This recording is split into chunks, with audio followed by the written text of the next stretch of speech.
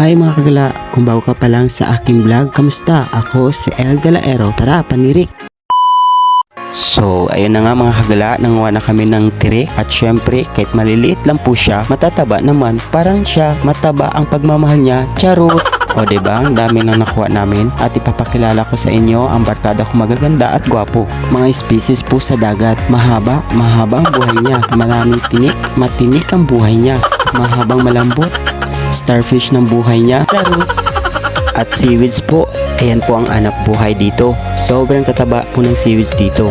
So ayun na nga, tapos na kami manirik at magtubtub kami ng tirik. Ang tataba po nila. At syempre may dala kaming rice at magpapabusog kami mga kagala.